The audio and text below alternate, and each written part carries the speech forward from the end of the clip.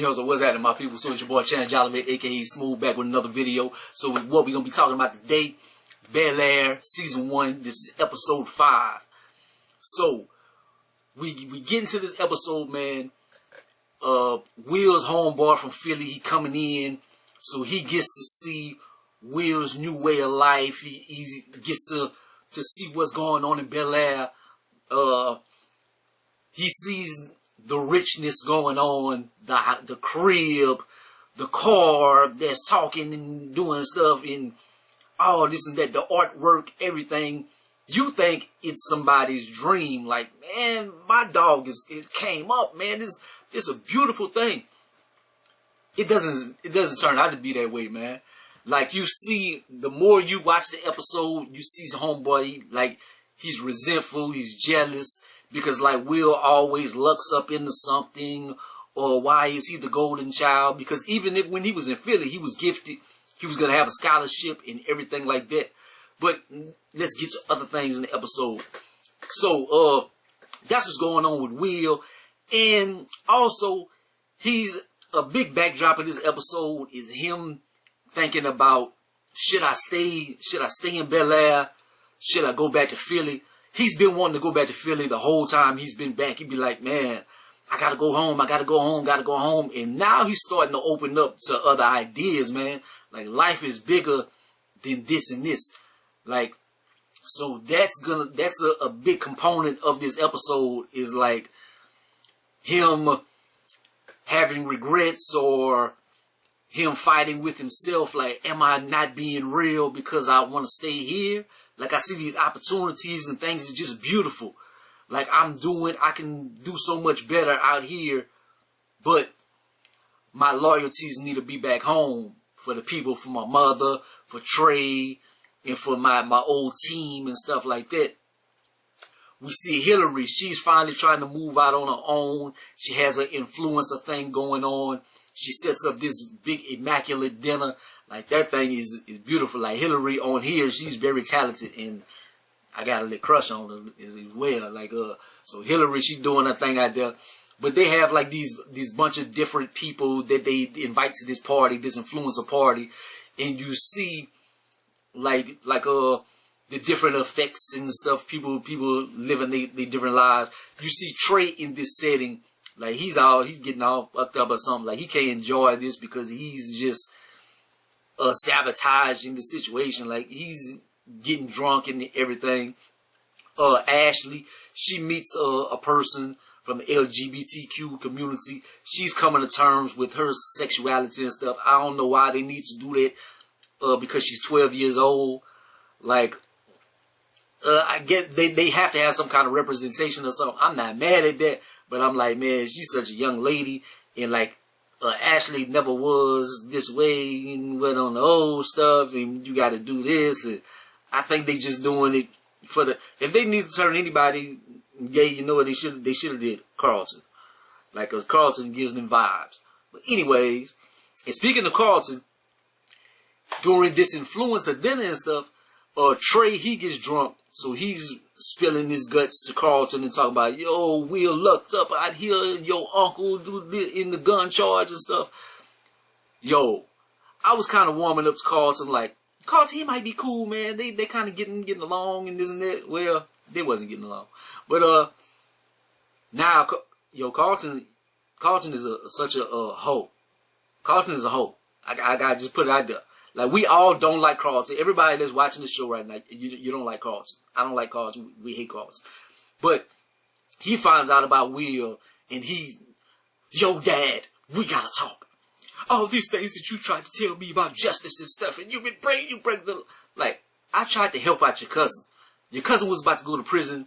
The system was against him. He had some things going on. I tried to help him.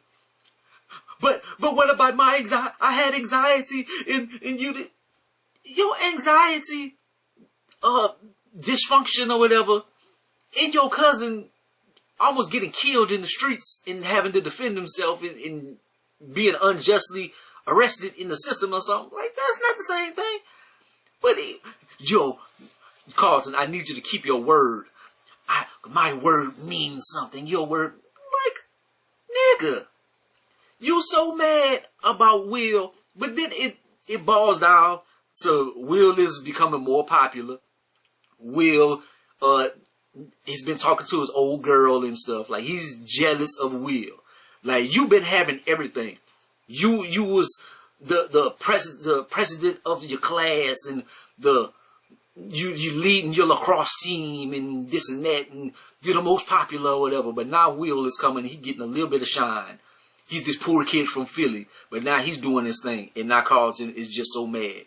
And then Carlton attacks Will. Yo, so that's why you were here, and I want you to do this, and you're gonna stay out of my way in school, and I don't want you to talk to homegirl anymore. So the next day, he's has this thing going on. He invites homegirl and for her mother's memorial and stuff, and like, Will is cool with the girl, but he like, you better not talk to her and stuff. And so like, now Will gotta be on pins and needles. He gotta walk on eggshells about this girl. Like, she's like, hey Will and stuff. We gotta go.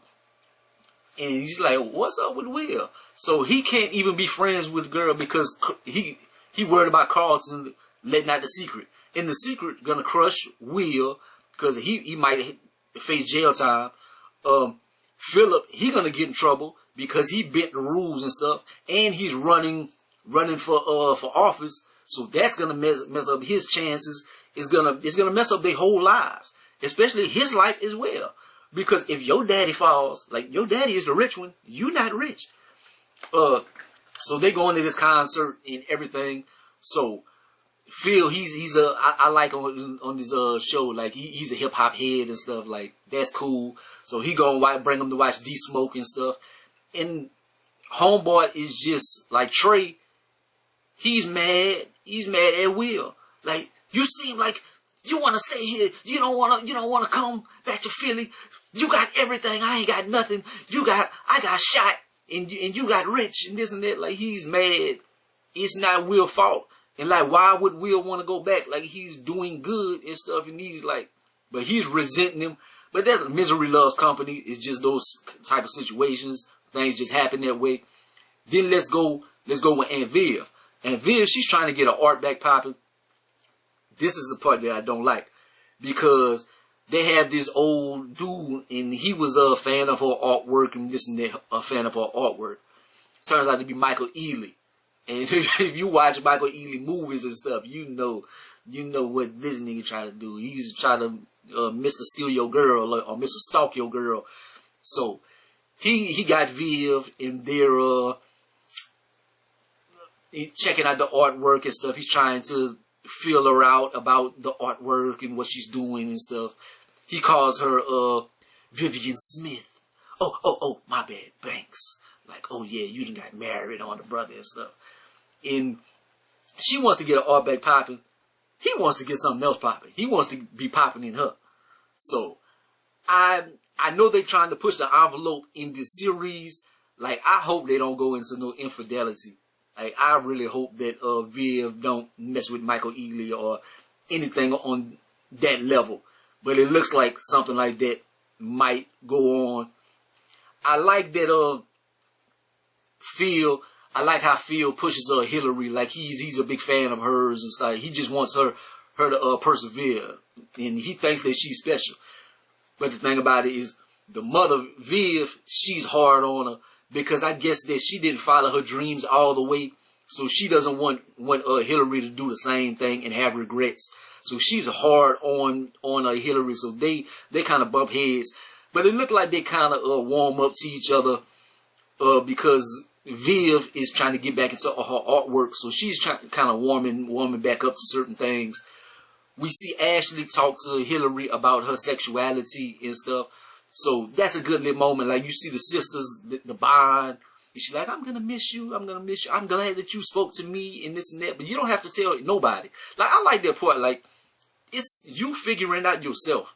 Like, that's your business. You don't have to tell nobody and stuff. So, but if you want to talk to me, that's cool. Like, she being there for and stuff. That's real cool. I really don't think that they need to have like some 12-year-old sexuality and stuff like that. But I guess regardless of age or something, people go through things, and you, like, I was thinking about Ninja Turtles at 12 and stuff, like, is Jordan them gonna win the championship this year? That's what I was thinking at 12. But anyways, what other interesting things?